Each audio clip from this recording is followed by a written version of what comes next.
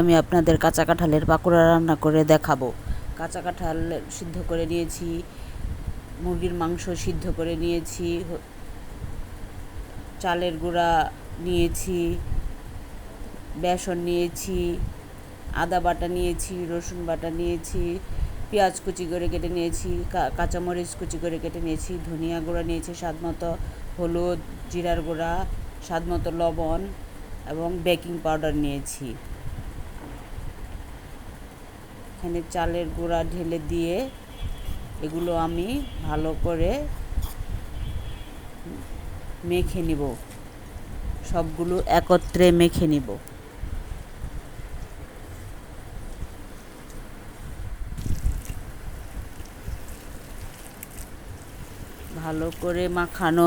ভালো করে মাখানো হয়ে গেলে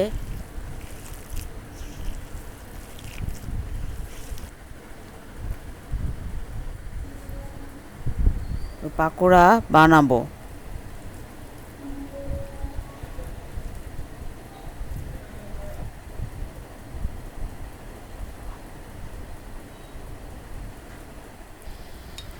চুলাতে কড়াই বসিয়ে তেল ঢেলে দিব।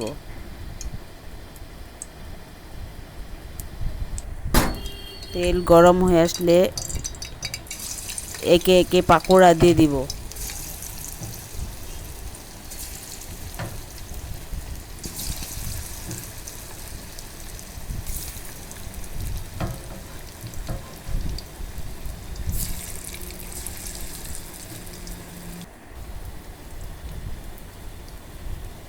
আমার পাকোড়া প্রায় হয়ে এসেছে, উল্টিয়ে দিব।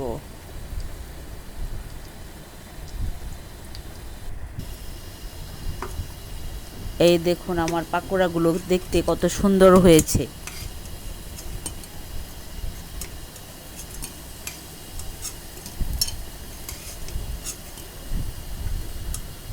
আমার এই কাঁচা কাঁঠালের পাকোড়া আপনারা করে খেয়ে দেখবেন। যদি ভালো লেগে থাকে তাহলে আমাকে লাইক, কমেন্ট এবং সাপোর্ট করবেন।